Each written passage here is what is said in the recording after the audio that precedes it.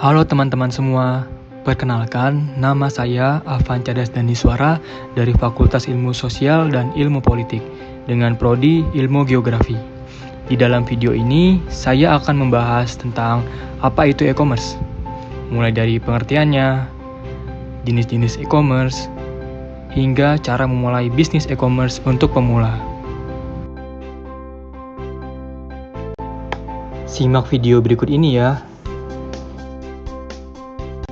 E-commerce atau perdagangan elektronik adalah aktivitas jual beli barang atau jasa melalui internet. Di dalam e-commerce, penjual dan pembeli tidak perlu bertemu langsung. Semua transaksi bisa dilakukan secara online melalui platform-platform seperti Tokopedia, Shopee, dan Bukalapak. Ada beberapa jenis e-commerce yang perlu kita ketahui nih. Yang pertama ada B2C, yaitu Business to Consumer. Adalah transaksi antara bisnis dan konsumen. Contohnya, belanja di platform seperti Lazada atau Amazon.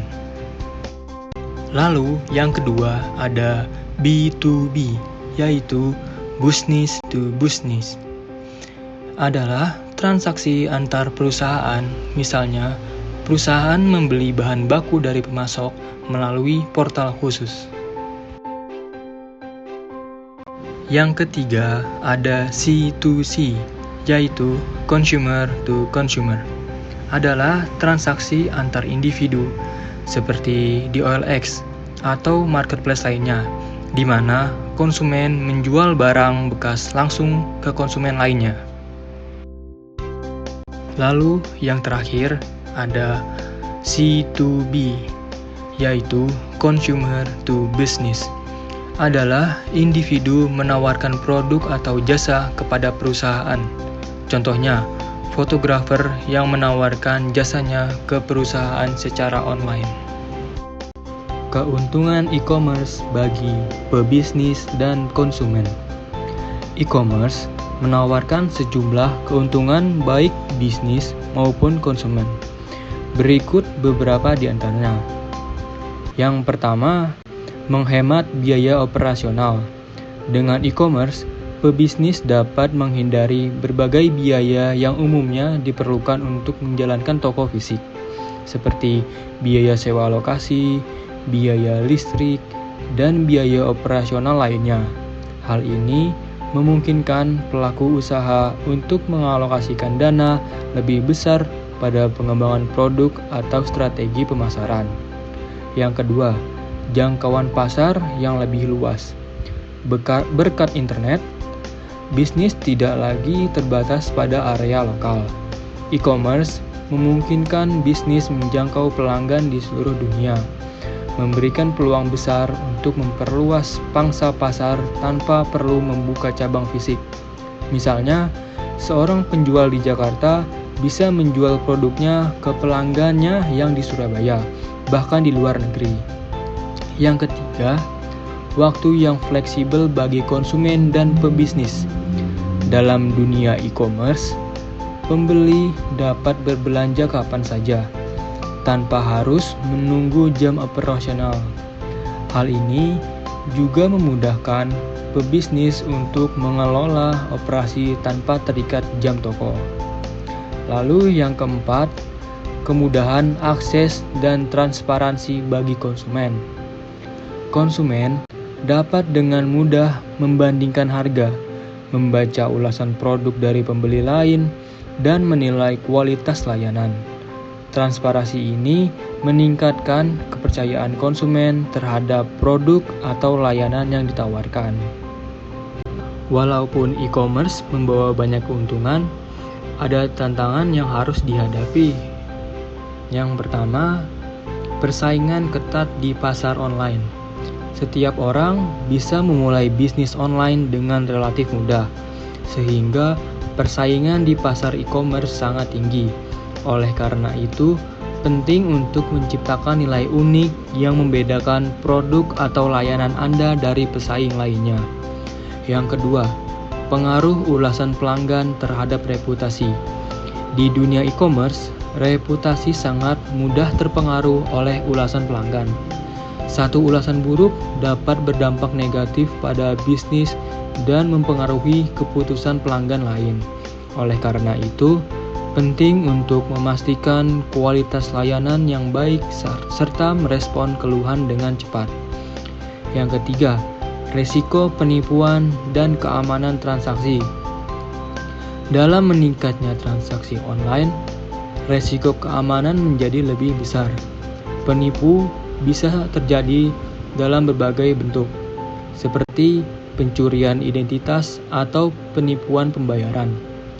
Bisnis harus memastikan bahwa sistem keamanan transaksi memadai dan menggunakan platform pembayaran yang terpercaya. Yang keempat, keterlambatan dan masalah pengiriman. Salah satu tantangan e-commerce adalah memastikan produk sampai ke tangan konsumen dengan baik dan tepat waktu. Keterlambatan pengiriman atau kerusakan barang saat proses pengiriman dapat menurunkan tingkat kepuasan pelanggan. Bisnis harus memilih mitra logistik yang andal untuk memastikan pelayanan yang memuaskan. Langkah-langkah memulai bisnis e-commerce. Jika kamu tertarik memulai bisnis e-commerce, berikut adalah langkah-langkah dasarnya. Yang pertama, riset pasar. Tentukan produk yang dibutuhkan konsumen dan lakukan survei pasar. Yang kedua, pilih platform yang sesuai. Pastikan memilih platform yang sesuai dengan produk atau layanan yang kamu tawarkan. Yang kedua, buat toko online dan profil yang menarik.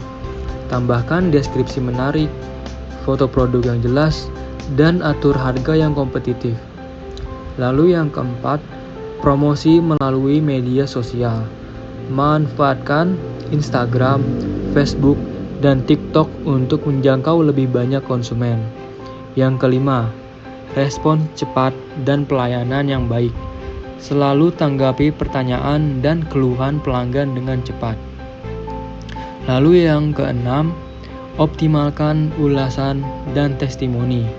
Minta pelanggan untuk memberikan ulasan positif jika mereka puas, karena ini sangat penting untuk menarik pembeli baru. Tips and trik agar sukses di e-commerce. Berikut beberapa tips agar sukses di e-commerce. Yang pertama, konsisten. Terus aktif mempromosikan produk meski penjualan belum sesuai harapan. Yang kedua, inovasi produk. Selalu perbarui produk atau buat penawaran baru agar menarik. Ketiga, pantau tren pasar. Perhatikan produk yang sedang diminati dan adaptasikan strategi penjualanmu. Lalu yang terakhir, gunakan media sosial. Manfaatkan media sosial dengan konten menarik untuk meningkatkan kesadaran merek. Mungkin segini saja yang bisa saya sampaikan pada video kali ini. E-commerce adalah kesempatan besar di era digital ini.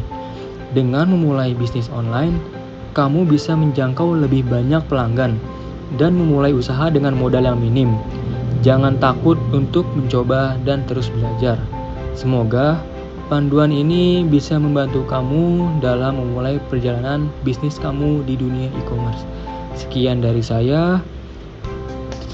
Kurang lebihnya mohon maaf. Assalamualaikum warahmatullahi wabarakatuh.